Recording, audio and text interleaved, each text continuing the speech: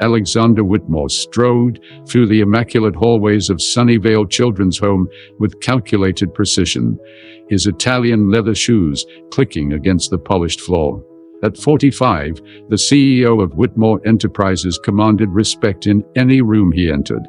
His tailored suit, worth more than what the orphanage staff earned in months, seemed incongruous against the humble surroundings of peeling paint and well-worn furniture.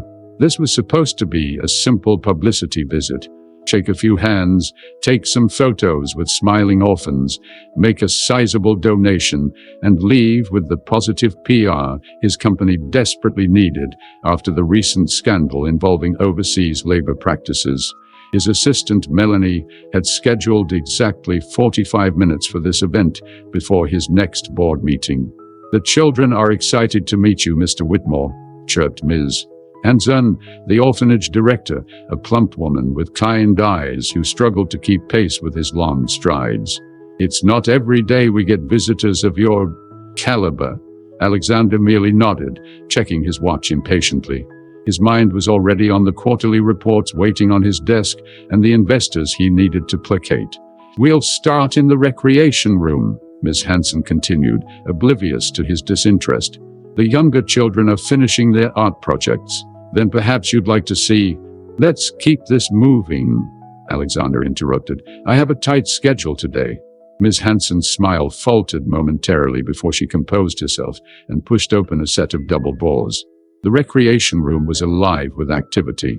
Children of various ages hunched over tables, scattered with construction paper, crayons, and glitter. The walls were decorated with colorful artwork and motivational quotes about dreams and potential.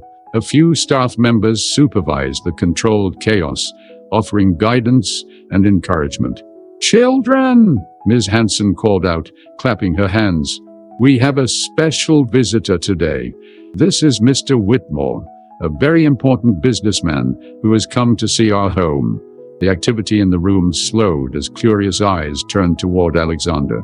He forced a smile and raised a hand in an awkward wave, already counting down the minutes until he could leave.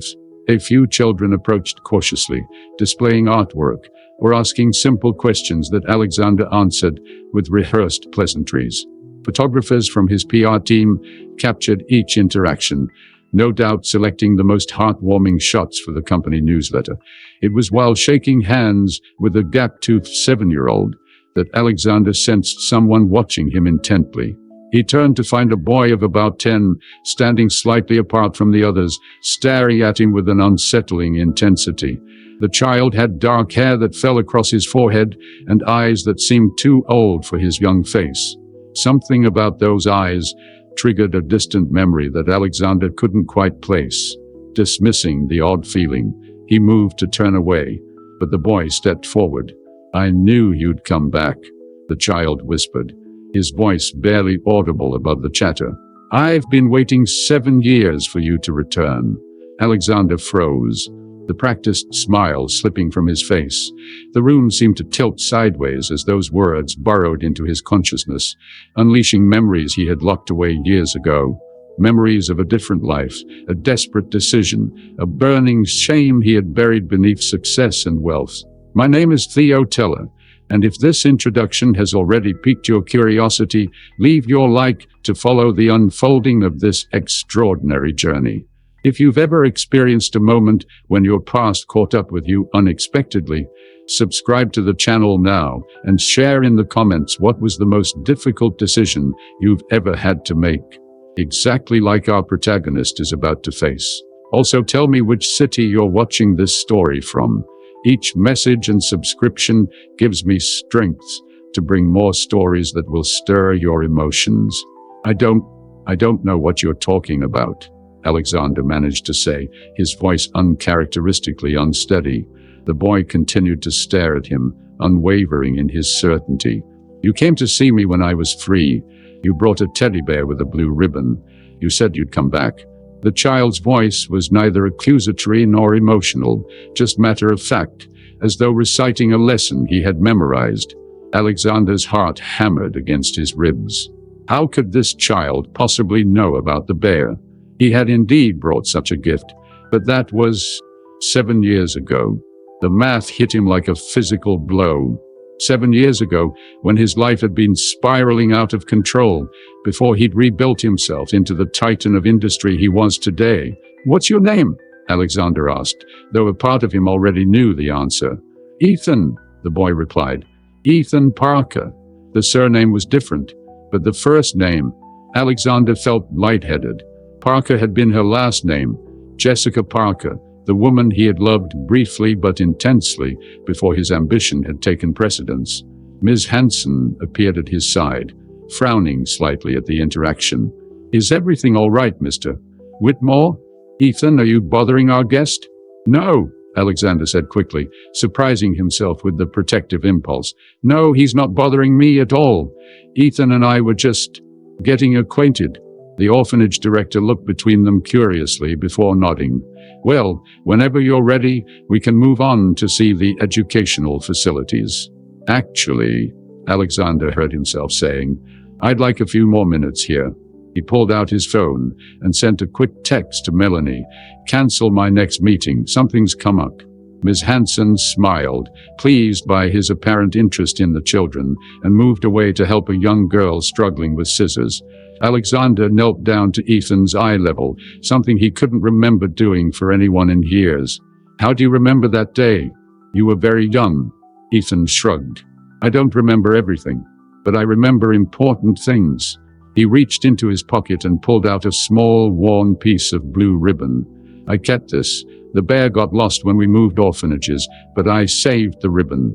Alexander stared at the faded scrap of fabric, his mind racing through possibilities, each more unsettling than the last. Could this child truly be? No, it was impossible. He had made sure of that. "Who told you about me?" he asked, trying to keep his voice steady. "Nobody had to tell me," Ethan replied, with a child's simple logic. "I just knew. Your picture was in a magazine someone donated. I recognized your eyes. They're the same as mine." Alexander really looked, at the boy's face for the first time, and felt his carefully constructed world begin to crumble. The shape of the eyes, the particular angle of the jawline that his own father had possessed, features that stared back at Alexander from his mirror each morning. A memory surfaced. Jessica, beautiful and fierce, telling him she was pregnant. His immediate panic, the ugly words they'd exchanged, the money he'd offered for what he'd called a solution, her refusal, her dignity as she walked away, his relief when he heard nothing more from her, assuming she had handled the situation privately. He had never considered that she might have had the child, that she might have died, leaving their son alone in the world. "Mr. Whitmore?" Miss Hanson was back, checking her watch. "I hate to rush you, but I know you mentioned your schedule. Can I speak with Ethan privately?" Alexander asked, surprising himself again with the decisiveness in his voice. "Perhaps in your office?" The director hesitated, propriety warring with the desire to accommodate a potential major donor. "Well, I suppose that would be acceptable. I'll need to have a staff member present, of course." "Of course," Alexander agreed, rising to his feet and unconsciously straightening his tie, a nervous habit from his early days climbing the corporate ladder. As they walked toward the office, Ethan fell into step beside him, not reaching for his hand, as a child might normally do with an adult, but walking with a self-contained independence that sent another pang of recognition through Alexander. He had been that kind of child too, self-reliant out of necessity rather than choice. Ms. Hanson's office was a small, cluttered space that spoke of perpetual underfunding and overwork. Awards and children's thank you cards competed for wall space, with regulatory certificates and emergency procedure posters. Alexander perched uncomfortably on a chair with a wobbly leg, while Ethan sat across from him, swinging his feet slightly, as Ms. Thompson, a young staff member with watchful eyes, positioned herself discreetly by the door. "So," Alexander began, suddenly unsure how to proceed. Board meetings and multi-million-dollar negotiations had never made him this nervous. "You said you recognized me from a magazine?" Ethan nodded. "Forbes. You were on the cover last year. The reclusive genius behind Whitmore Enterprises. I read the whole article. Alexander was impressed despite himself. That's some heavy reading for someone your age. A hint of pride flashed across Ethan's face. I read at a high school level. Ms. Hanson says I'm gifted. The pride faded quickly, replaced by a matter-of-factness that seemed out of place in a child. Not that it matters much here. The resignation in those words cut through Alexander's emotional armor. This child, possibly his child, had inherited not just his features, but his intelligence, yet was growing up in an institution where his potential might never be fully realized. Tell me about your mother, Alexander said carefully, aware of Ms. Thompson's presence. Ethan's expression closed slightly. She died when I was 3. Car accident. That's when I came here. The timeline aligned perfectly with when Jessica had vanished from his life. Alexander had assumed she'd moved away after their breakup, never bothering to find out what had happened to her. I'm sorry, he said, the words feeling woefully inadequate. Ethan shrugged again, the gesture too world-weary for his young shoulders. I don't remember her much, just bits and pieces. She smelled like vanilla. She sang me songs at night. Alexander swallowed hard. Jessica had always worn a vanilla-scented perfume, something subtle and elegant, and she had loved to sing, not professionally, but with a natural, untrained beauty that had entranced him when they first met. Do you have any pictures of her? He asked, his throat tight. Ethan reached into his back pocket and pulled out a worn photograph, carefully protected in a plastic sleeve. He handed it to Alexander with the care one might give to a priceless artifact. Alexander looked down at the image and felt his breath catch. Jessica, smiling widely, holding a toddler version of Ethan on her hip. She looked exactly as he remembered her. Chestnut hair falling in waves around her face, laughing eyes, that slightly crooked smile that had captivated him from their first meeting. With shaking hands, he returned the photo to Ethan, who tucked it back into his pocket with practiced care. The day you came, Ethan said, his voice dropping to nearly a whisper. You talked to her for a long time. In the hallway outside my room. I wasn't supposed to hear, but I did. Alexander's mind raced back through 7 years of memories. Yes, he had gone to see Jessica one last time before moving to New York for a major promotion. A courtesy call, he had told himself, to make sure she was doing well. In reality, it had been born from lingering guilt and perhaps a sliver of longing for what might have been. What did you hear? He asked, though he was terrified of the answer. You said you were sorry things hadn't worked out differently, that you weren't ready to be a father. Ethan's eyes bore into his with uncomfortable intensity. Mom said it was okay, that she understood. She said I was the best thing that ever happened to her. Alexander felt physically ill. The conversation came back to him in fragments. Jessica's gracious forgiveness, her quiet strength, her refusal to make him feel guilty for the choices he had made. He had left her apartment feeling absolved, free to pursue his ambitious future, unencumbered. He had brought a teddy bear for the child he had never acknowledged as his son. A pathetic gesture of what? Conscience? Pity? He couldn't even remember now. After you left, Ethan continued, Mom cried. She didn't know I saw her. 3 weeks later was the accident. The implications of that timing weren't lost on Alexander. If he had made different choices, if he had stepped up, accepted responsibility, been a father to this boy, Jessica might still be alive. Ethan would never have ended up in this place. Miss Thompson shifted uncomfortably at the door, clearly sensing the emotional weight of their conversation. Mr. Whitmore, I should let you know that we typically don't allow extended private conversations with the children unless there's an approved purpose, such as potential adoption procedures. The word adoption hung in the air between them, electric with possibility. Alexander found himself staring at Ethan, searching for something he hadn't known he was missing until this very moment. Yes, Alexander heard himself say, the word emerging before he had consciously formed the thought. Yes, I'd like information about adoption procedures." Ms. Thompson's eyebrows shot up in surprise, and even Ethan looked momentarily startled, his carefully maintained composure cracking to reveal the vulnerable child beneath. "Mr. Whitmore," Ms. Thompson said cautiously, "adoption is a serious commitment. It's not something we encourage people to consider impulsively." "I understand that," Alexander replied, straightening his shoulders and regaining some of his customary authority. "But I'd like the information all the same." Ms. Thompson nodded, though her expression remained skeptical.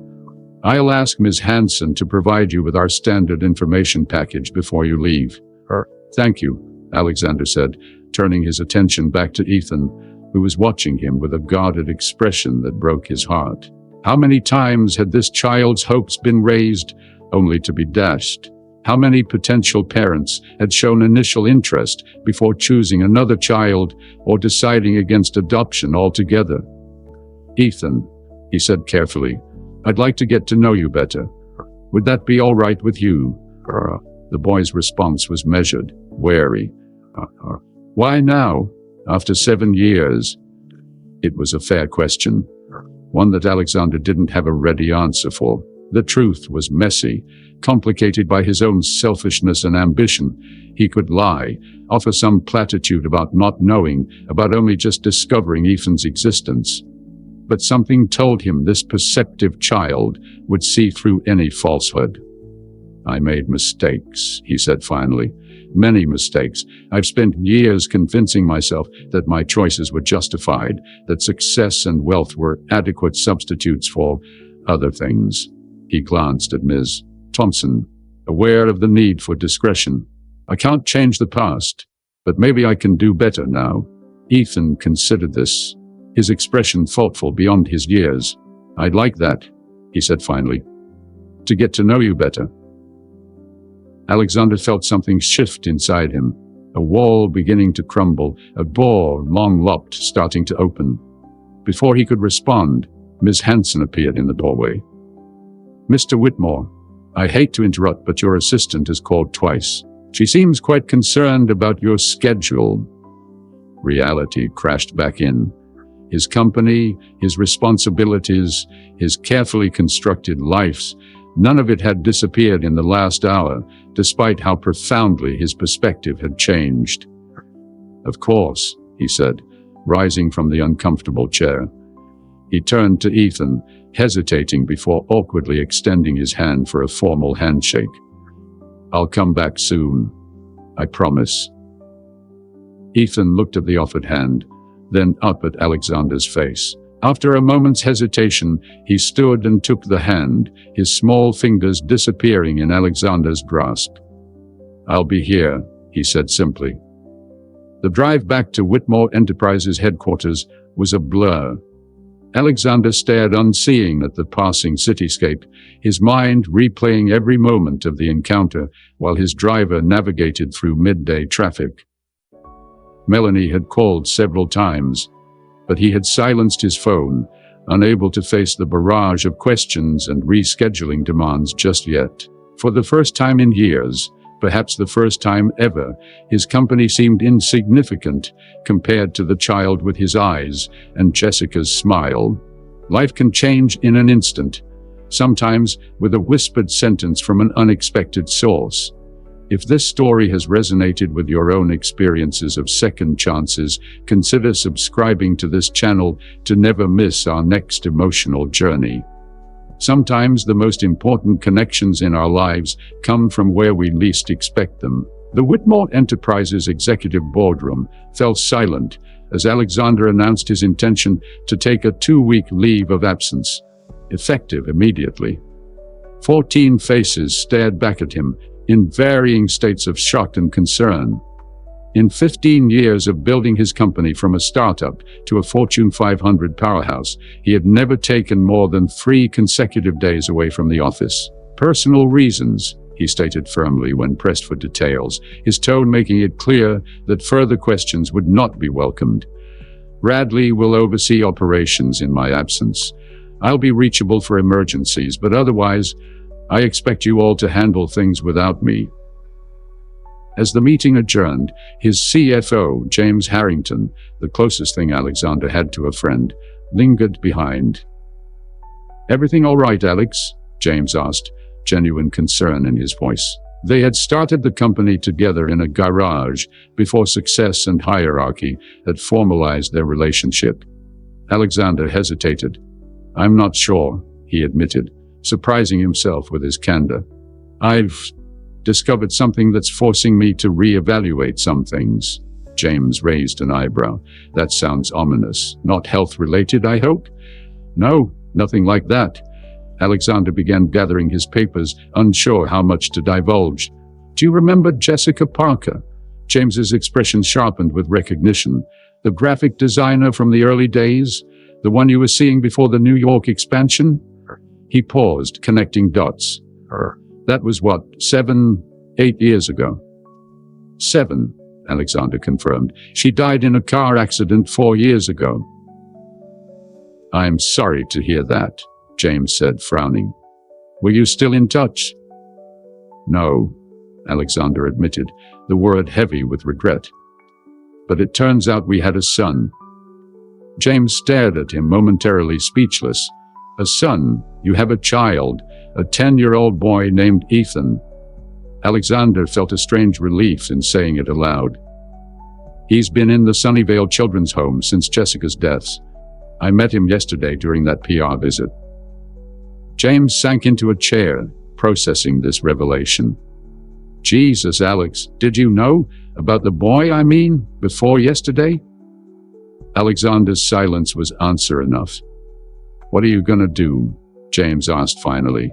"I don't know," Alexander admitted, "but I need time to figure it out, hence the leave of absence." "Whatever you need," James assured him, reaching across to squeeze his shoulder, an unusual gesture between two men who typically maintain professional distance despite their history. "The company won't fall apart in 2 weeks." "Thank you," Alexander said simply. As James left, Alexander remained seated, staring out at the Manhattan skyline from his corner office, a view he had coveted and finally achieved after years of relentless work. Today, the gleaming skyscrapers and status they represented seemed hollow compared to the worn photograph of a smiling woman and her son. 3 days later, Alexander found himself sitting in Ms. Hanson's office again, reviewing a stack of paperwork that outlined the lengthy process of becoming a certified foster parent, the first step toward potential adoption. "The home study alone takes several months," Ms. Hanson explained, her initial skepticism now tempered with cautious support after several extensive conversations with Alexander. "Background checks, financial disclosures, character references, home inspections. It's thorough, as you can imagine." "And in the meantime?"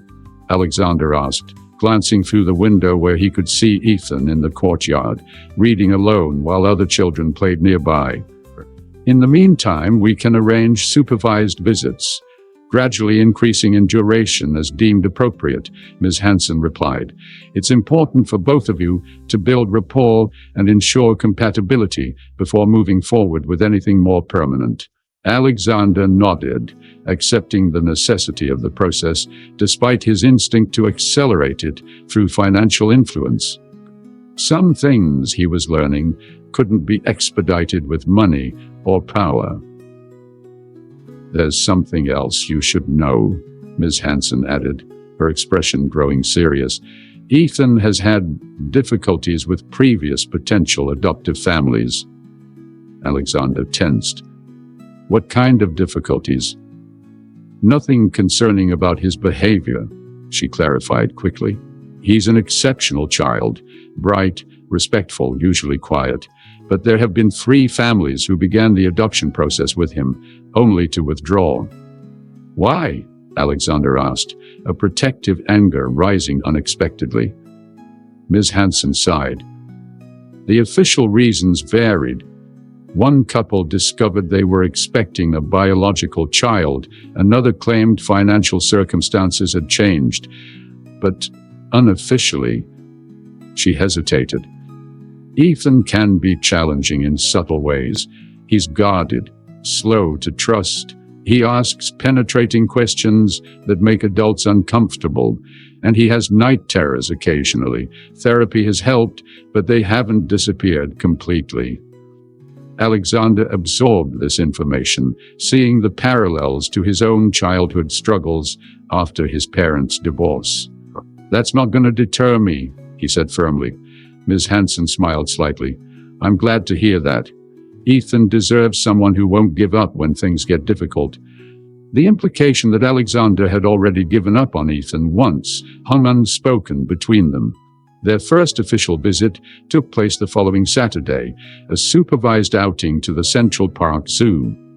Alexander had approached it with meticulous planning, researching the exhibits Ethan might find most interesting, scheduling their visit during less crowded hours, and even reading books on communicating with children, none of which prepared him for the reality of spending 4 hours with a reserved, watchful 10-year-old who seemed determined to maintain emotional distance while simultaneously absorbing every detail about the man who might be his father. "Did you love her?" Ethan asked abruptly as they stood watching sea lions glide through water with unexpected grace. The question caught Alexander off guard, coming after nearly 20 minutes of silence, broken only by occasional comments about the animals. Ms. Thompson, their chaperone, pretended to be engrossed in the exhibit information plaque, though Alexander suspected she was listening attentively. "Your mother?" Alexander clarified, buying himself a moment to consider his answer. He could lie, offer the platitude that would be easiest for a child to hear. But he had already decided that he would be honest with Ethan, even when difficult. "Yes, I did. Not in the way I should have, perhaps. Not enough to make the right choices. But yes, I love Jessica." Ethan nodded, accepting this complicated truth with remarkable composure. "She never said anything bad about you, even when I asked why I didn't have a dad like other kids." Alexander felt a sharp pang of guilt. Jessica's generosity extended even to protecting his image in their son's eyes. "What did she tell you?" he asked. Ethan shrugged, eyes still fixed on the sea lions. "That you weren't ready to be a father. That it wasn't that you didn't want me, but that you weren't prepared for any child." He glanced sideways at Alexander. "Was that true?" Alexander swallowed hard. "Yes. I was ambitious, focused on building my company.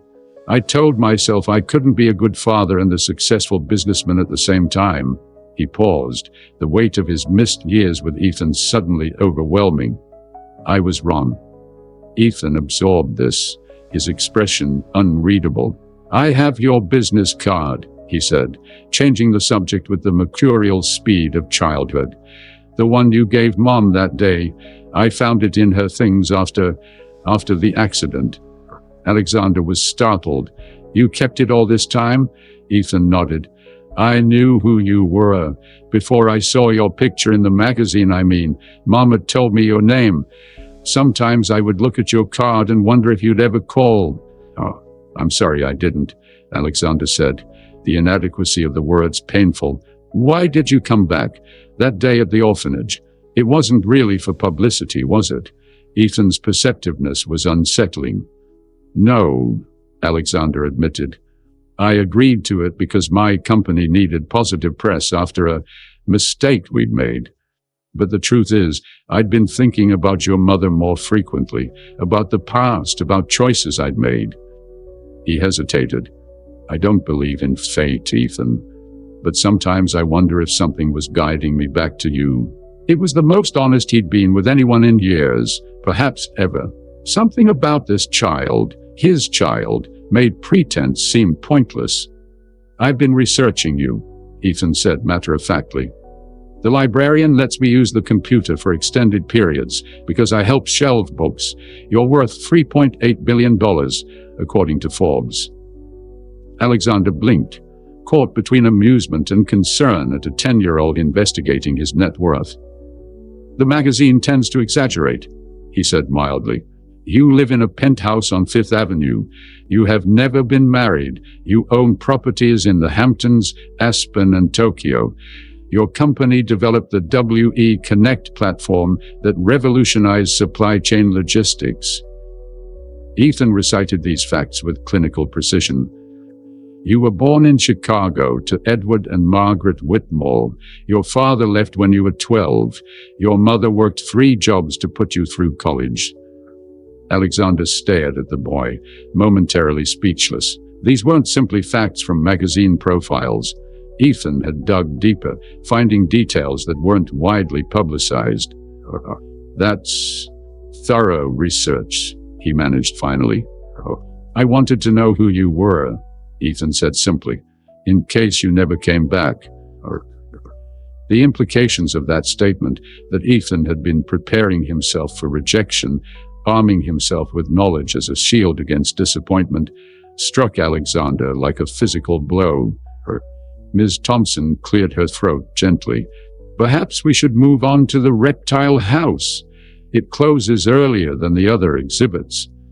They continued their circuit of the zoo, the conversation shifting to safer topics. Ethan's favorite subjects in school, mathematics and history, the book he was currently reading, a biography of Nikola Tesla, his surprising interest in classical music, fostered by a volunteer who taught piano at the orphanage. As the afternoon progressed, Alexander found himself increasingly fascinated by this serious, intelligent child who shared not just his features, but his intellectual curiosity and analytical mind.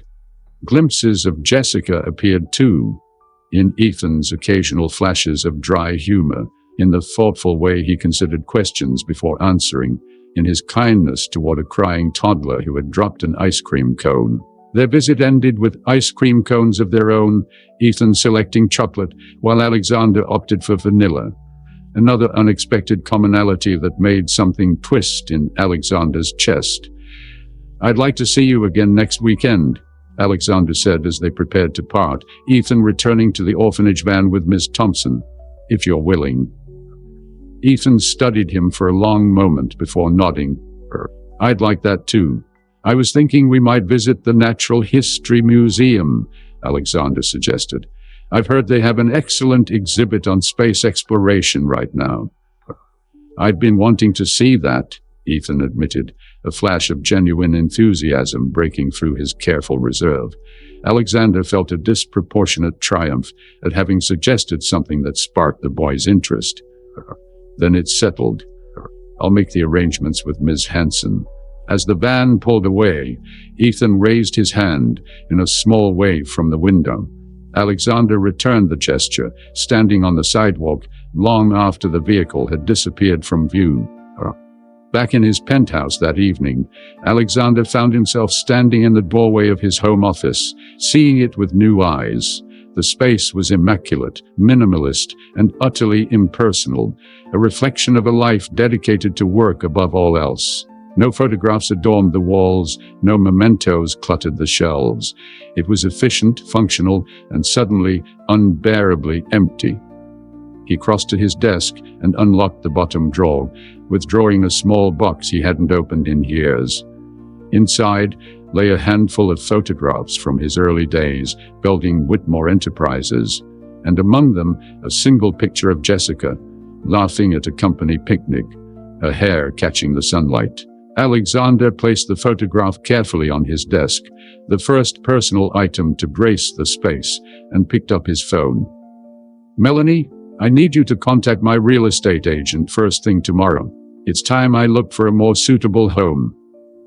The rhythms of Alexander's life transformed over the following weeks. Weekdays remained dedicated to Whitmore Enterprises, though he now left the office at reasonable hours rather than working until midnight. Weekends belonged entirely to Ethan, first with supervised visits that gradually extended in duration.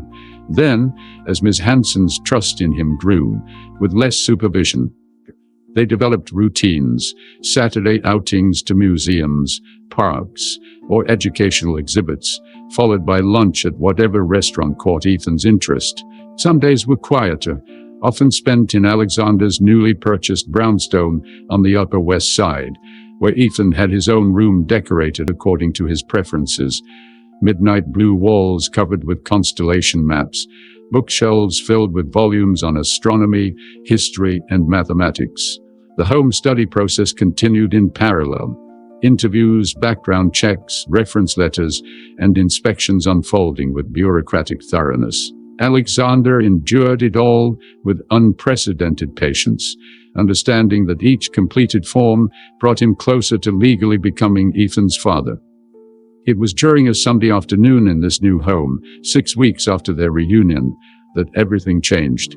Alexander was preparing lunch in the kitchen while Ethan sorted through a collection of vintage astronomy books Alexander had purchased from a specialty bookstore. A surprise that had earned him one of Ethan's rare, unguarded smiles. "I found something," Ethan called from the living room, his voice unusually tense.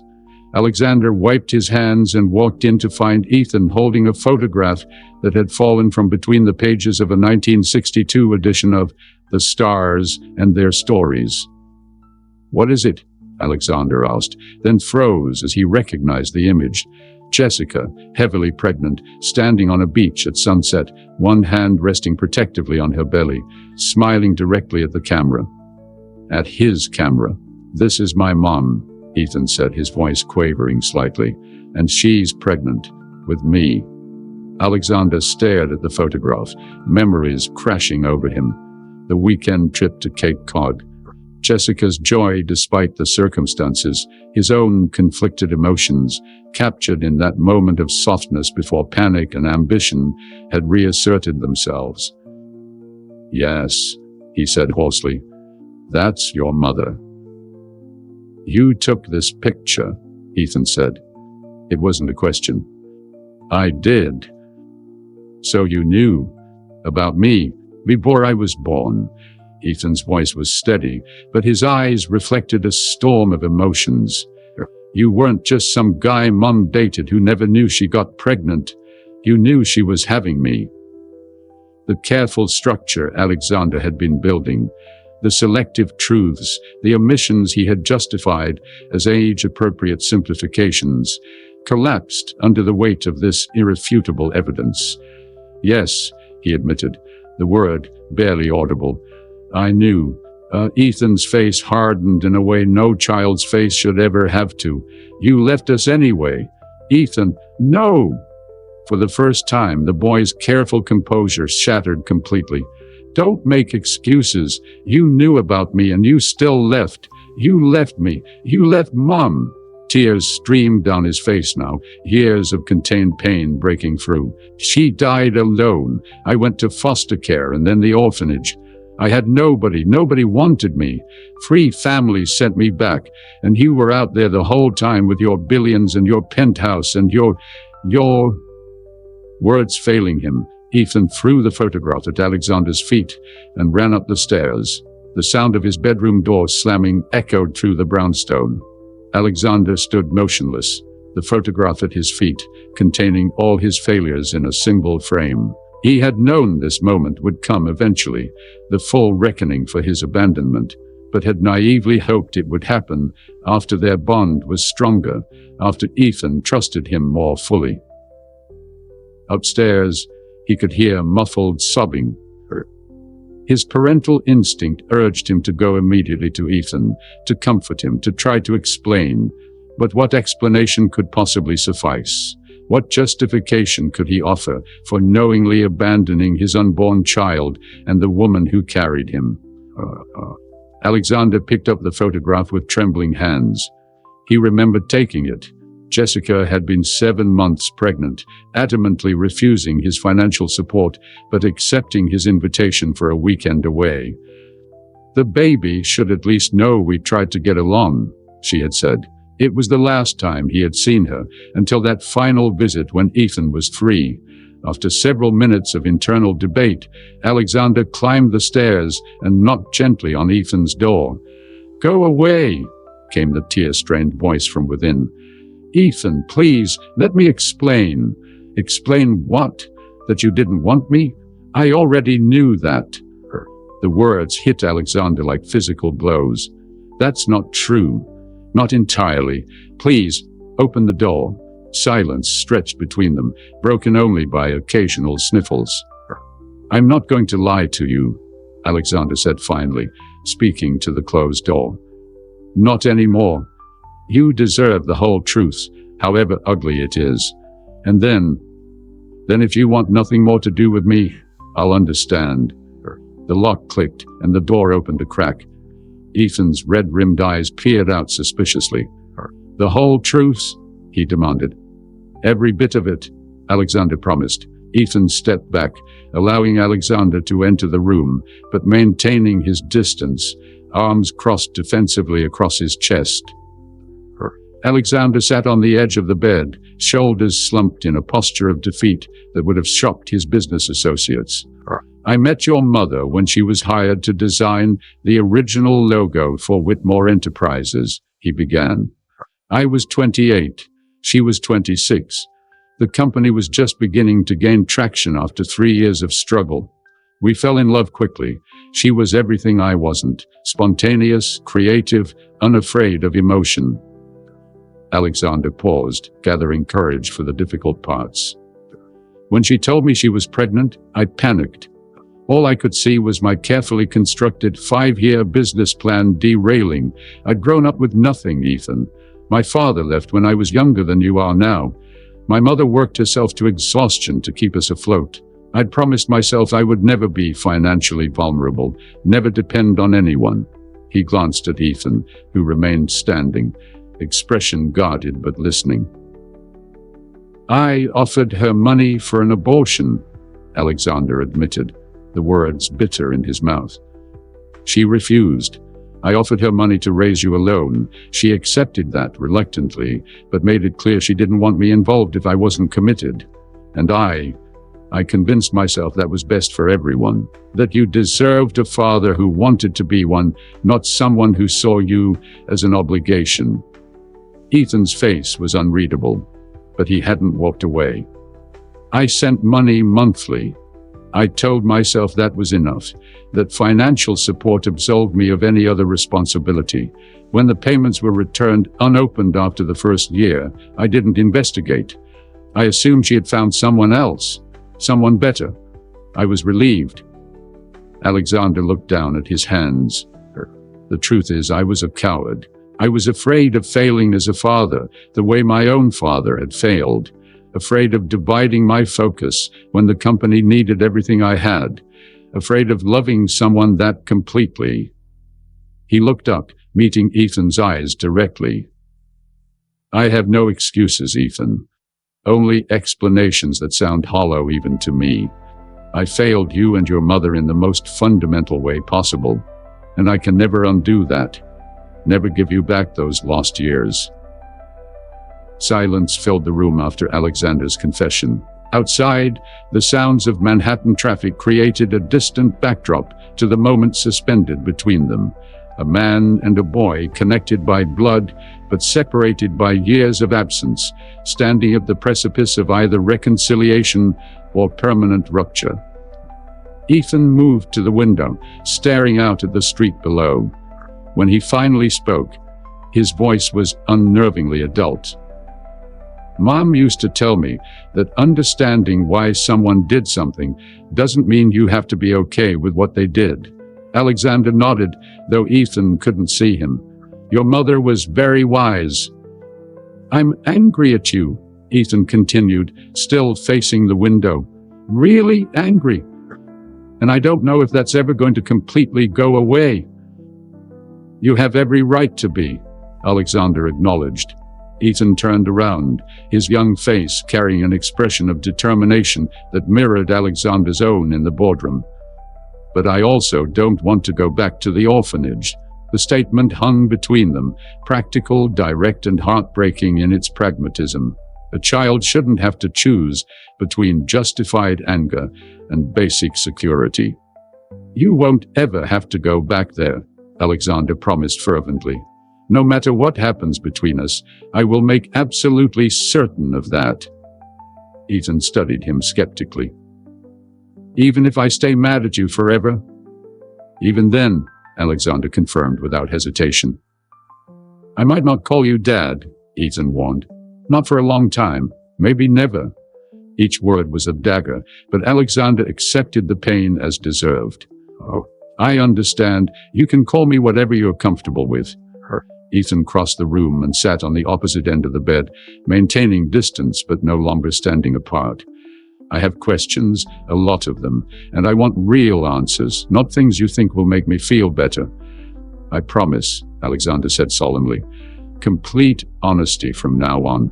Why did you come to see us that day when I was 3? Alexander hadn't expected this to be the first question.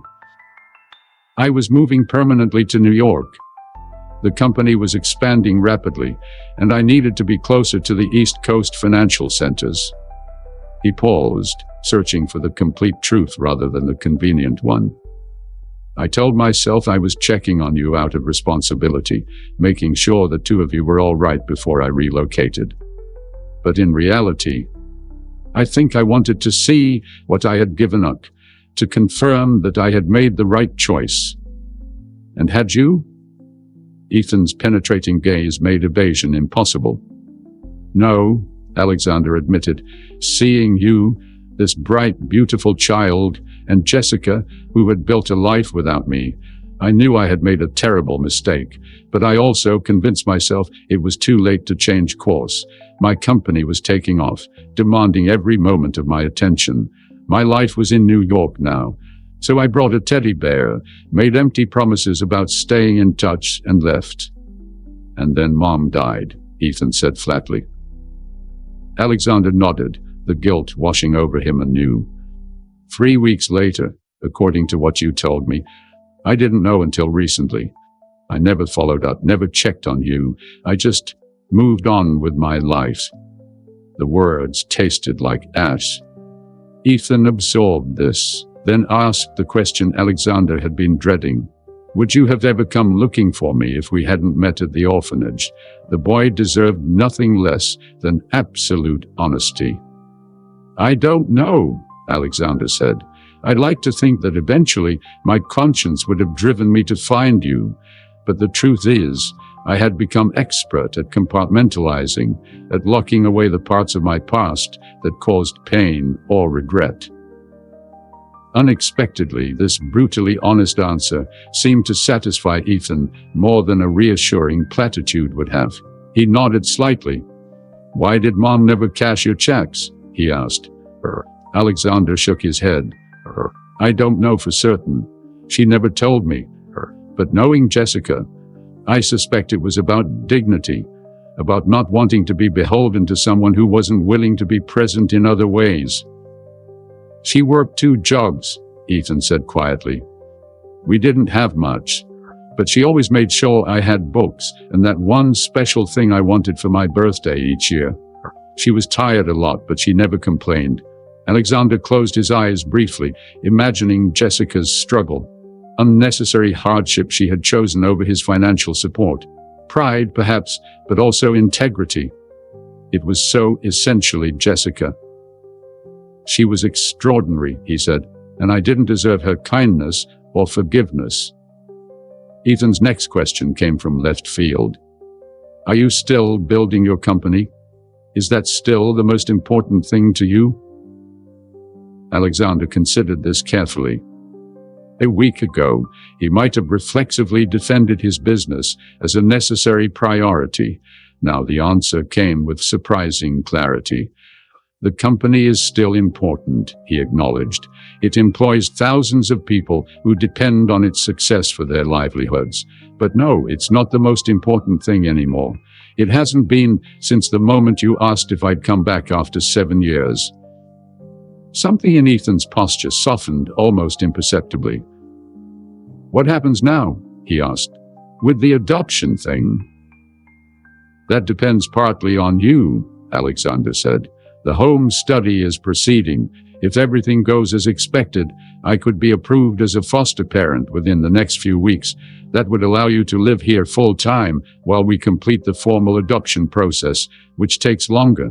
But only if I want to, Ethan verified. Only if you want to. Alexander confirmed. I meant what I said. Regardless of your decision about me, you will never go back to Sunnyvale. If you prefer, I could arrange for another family, one carefully selected and vetted, to adopt you. The words physically hurt to say, but Alexander knew they needed to be offered.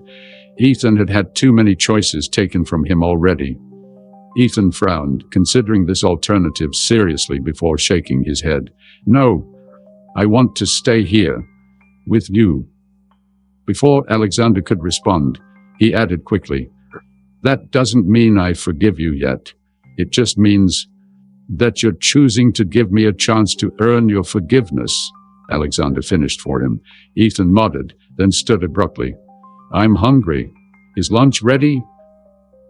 The sudden shift to the practical was so unexpected that Alexander nearly laughed with relief. Almost. I was making sandwiches when you found the photographs. I like extra mustard, Ethan said, moving toward the door. I remember, Alexander replied softly. At the doorway, Ethan paused and turned back. Alexander! It was the first time the boy had addressed him by name, rather than avoiding direct address altogether. Small progress, but progress nonetheless. Yes? I'm glad you told me the truth, even the bad parts. Before Alexander could respond, Ethan continued down the hall toward the stairs, leaving him sitting on the edge of the bed, overcome by an emotion he couldn't immediately identify. After a moment, he recognized it. Hope, fragile but persistent, like a seedling pushing through concrete against impossible odds. 3 months later, Alexander stood beside Judge Eleanor Ramsey's desk in her chambers at the family court, his hand resting lightly on Ethan's shoulder. The boy was dressed in a navy suit that matched Alexander's, a detail that had been Ethan's idea, surprising and touching Alexander when he had suggested it that morning. All the paperwork appears to be in order, Judge Ramsey said, reviewing the substantial file before her. She looked up at Ethan with a warm smile. And I understand from Ms. Hanson's reports that the transition has been going well. Ethan nodded solemnly. Yes, Your Honor. The judge turned her attention to Alexander. Mr. Whitmore, raising a child is quite different from running a corporation. Are you prepared for the challenges ahead? I am, Alexander replied with certainty. I've learned more in these past months than in years of business school, and I have excellent support systems in place. A child psychologist whom Ethan sees weekly, a household manager who has experience with children, and I've restructured my work schedule to be home every day by 6. Judge Ramsey nodded approvingly, then addressed them both. This is usually the point where I ask if there are any final questions before I sign the adoption decree. Do either of you have anything you'd like to ask? Ethan glanced up at Alexander, then looked back at the judge. What happens if it doesn't work out? Not that I think it won't, he added hastily, but just hypothetically. The question revealed the lingering insecurity beneath Ethan's growing confidence. The fear of yet another rejection, another family deciding he was too difficult, too complicated, too much. Judge Ramsey regarded him seriously. That's a very thoughtful question, Ethan. Legally speaking, once an adoption is finalized, the relationship is permanent. Exactly like a biological parent-child relationship, Mr. Whitmore would be your legal father in every sense of the word. Alexander squeezed Ethan's shoulder gently. What the judge is saying in legal terms is that I'm stuck with you no matter what, he said, the light-hearted tone carrying a deeper promise. And you're stuck with me, even when we disagree, even when things get hard. Something in Ethan's posture relaxed infinitesimally. Okay. Judge Ramsey smiled at this exchange, then signed the decree with a flourish. Congratulations, Mr. Whitmore and Ethan. You are now, in the eyes of the law, father and son. Outside the courthouse, James waited beside Alexander's car, a wrapped package in his hands. He had become a regular presence in their lives, the honorary uncle who brought inappropriate action movies and taught Ethan poker, to Alexander's mock dismay. "How'd it go?" James asked, though the matching expressions of quiet satisfaction on their faces answered his question. "It's official," Alexander confirmed. "The paperwork is filed. The decree is signed." "Congratulations, buddy," James said to Ethan, presenting him with the package. "A small celebration gift." Ethan carefully unwrapped it to reveal a leather-bound journal with his initials embossed on the cover. "Your dad mentioned you liked to write," James explained. "Thought you might want somewhere special to put your thoughts." "Thank you," Ethan said sincerely, running his fingers over the embossed letters. EPW. The new last name, Ethan Parker Whitmore, had been his choice, a way to honor both his mother and his newfound connection to Alexander. "We're heading to that Italian place Ethan likes for lunch," Alexander said. "Care to join us?" James shook his head. "Thanks, but this should be just the two of you. We're still on for the baseball game tomorrow though, right?" "Yankees versus Red Sox," Ethan confirmed with uncharacteristic enthusiasm. Sports had become an unexpected bond between them, with Alexander teaching Ethan the finer points of baseball, a game his own father had loved and shared with him before disappearing from his life. As James departed with promises to see them the following day, Alexander and Ethan walked toward the restaurant, the early autumn sunshine casting long shadows on the sidewalk. "Are you hungry?" Alexander asked. "Starving," Ethan admitted. "Court is boring," Alexander chuckled. "Wait until you sit through your first corporate board meeting." "Am I going to have to do that?" Ethan asked, alarmed. "Not for many years," Alexander assured him, "and only if you're interested in the company." What if I'm not?" Ethan asked, watching Alexander's face carefully. "What if I want to be something else entirely, like an astronomer or a pilot or a teacher?" It was a test, Alexander realized, one of many Ethan had subtly administered over their months together, checking whether Alexander's acceptance was conditional on Ethan following in his footsteps. "Then Whitmore Enterprises will have to find its next CEO elsewhere," Alexander said simply. "And I'll be in the front row at your astronomy lectures, or waiting nervously at the airport for your flights to land, or proudly attending parent-teacher conferences." Ethan nodded, satisfied with the answer. They walked in comfortable silence for a block before Ethan spoke again, his voice careful, measured. "I've been thinking." "About?" Alexander prompted when he didn't continue. "About what I call you." Ethan kept his eyes fixed ahead. I think I might be ready to try calling you Dad. Not all the time, just sometimes, to see how it feels." Alexander's heart seemed to stutter in his chest. He had never pushed this issue, accepting that Ethan might always call him Alexander, understanding it as a boundary the boy needed to maintain. "I'd like that," he said finally, keeping his voice steady, despite the emotion threatening to overwhelm him. "But only when you're ready. There's no rush." Ethan nodded thoughtfully. "Maybe today, since it's special." "Today would be perfect," Alexander agreed. They had reached the restaurant, a small, family-owned establishment where the owner, Marco, greeted them by name and led them to their usual corner table. As they settled in, Ethan opened his new journal, retrieving something from between its pages, the faded photograph of Jessica on the beach. "I thought we could keep this somewhere safe at home," he said. "Maybe get it framed for the living room, so we don't forget." "I think that's a wonderful idea," Alexander said, his throat tight with emotion. Ethan studied the photograph for a moment. "Mom would be happy about today, I think. She always wanted what was best for me." "She did," Alexander agreed. "From the very beginning." Ethan looked up at him, his expression solemn yet somehow lighter than it had been months ago when they first reconnected. "I'm glad you came back, Dad." The word hung in the air between them, simple, profound, and healing in its acceptance. "So am I," Alexander replied softly. "More than you'll ever know." As Marco approached with menus, Ethan carefully returned the photograph to his journal and turned his attention to the important matter of deciding between pasta and pizza. Alexander watched him, this remarkable child who had found the courage to give him a second chance and silently renewed the promise he had made that first day at the orphanage, to be worthy of it.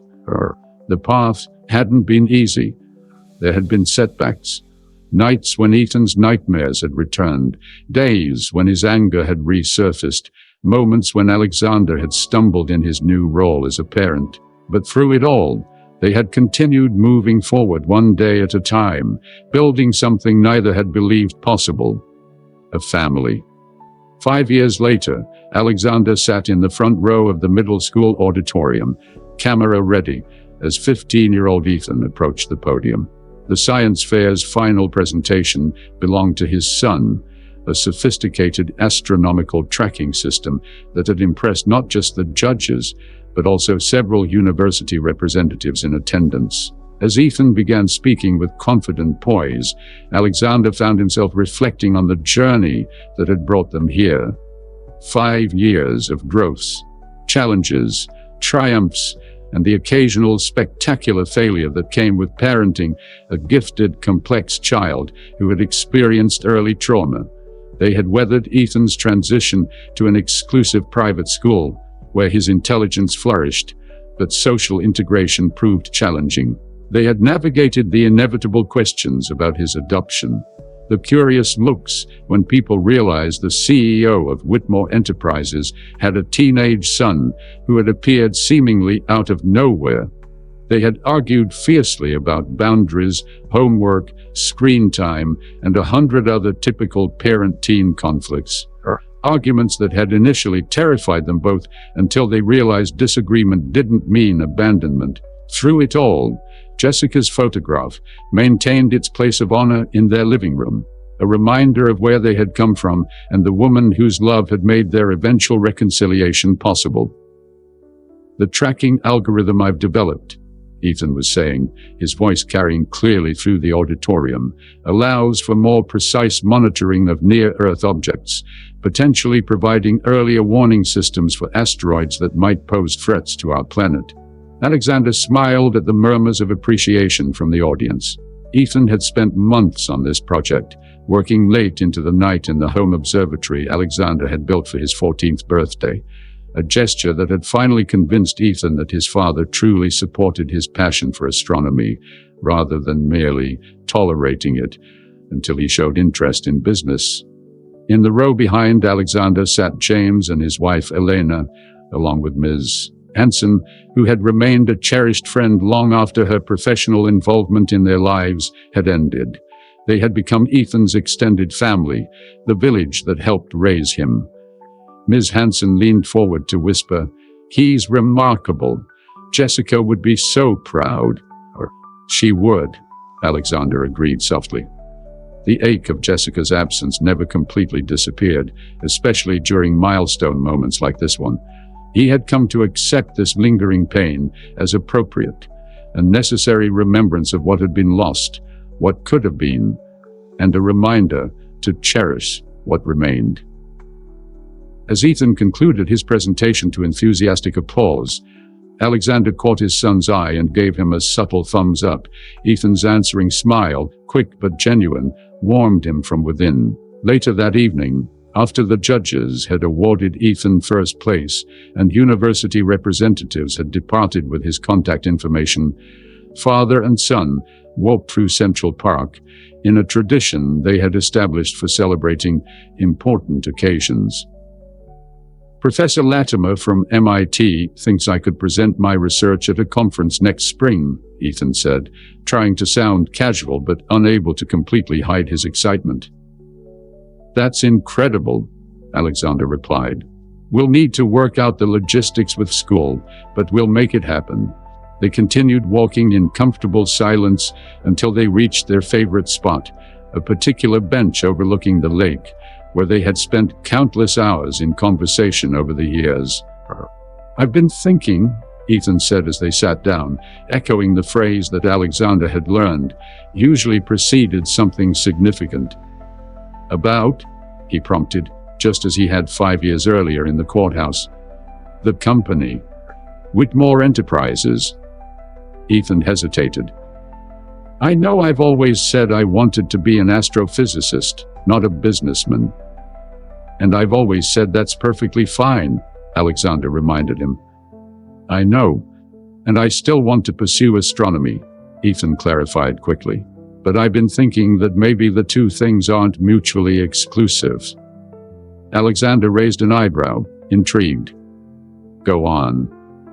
The space industry is expanding rapidly. Private companies are doing things that only governments could do when you were my age.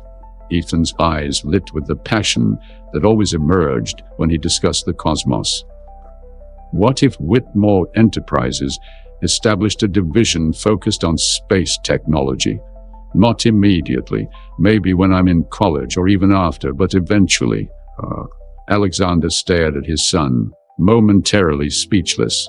It was the first time Ethan had expressed any interest in potentially joining the family business someday, and he had found a way to bridge his passion with his heritage.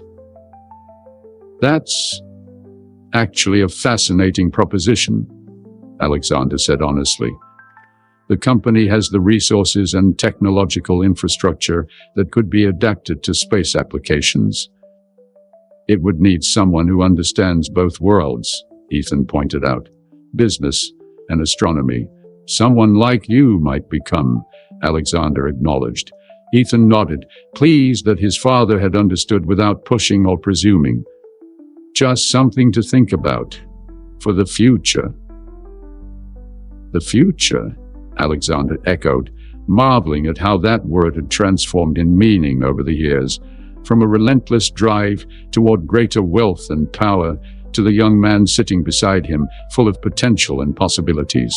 As twilight descended over Manhattan, Ethan tilted his head back to watch the first stars appearing in the darkening sky, a habit Alexander had observed countless times and never tired of witnessing.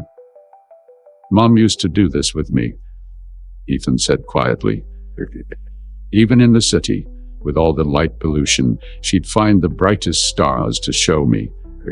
She said that looking at stars helps us remember our place in the universe, small enough to be humble, but significant enough to matter. Alexander nodded, throat tight with emotion. She was very wise, your mother. She would have forgiven you by now, Ethan said suddenly. I think she already had, even back then. The words, unexpected and profound, settled around Alexander's shoulders like a benediction he had never dared hope for. And you?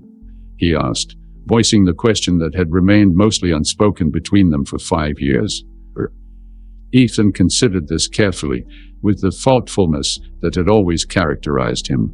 I forgave you a while ago, Dad, he said finally. I just needed to be ready to tell you. Alexander took a deep breath, accepting this gift with the gravity it deserved. Thank you. They sat together as darkness fell completely, the park lights coming on around them, father and son united by blood, choice, and the journey that had brought them here. A journey that had begun with a whispered sentence in an orphanage recreation room. I've been waiting 7 years for you to return. And the waiting was over. Whatever came next, they would face it together. I've reached the end of this story, but I hope it continues through you. If this narrative touched your heart or made you reflect on your own choices, become part of our storytelling community. Tap the subscribe button. This small gesture means so much to me. Share in the comments which moment of this journey resonated most with you and whether you've experienced something similar in your own lives. Your stories are the true treasure of this channel, and that's why we continue here week after week, sharing these narratives that remind us of what truly matters. Until the next story, which I promise will be as special as you who have stayed with me until the end.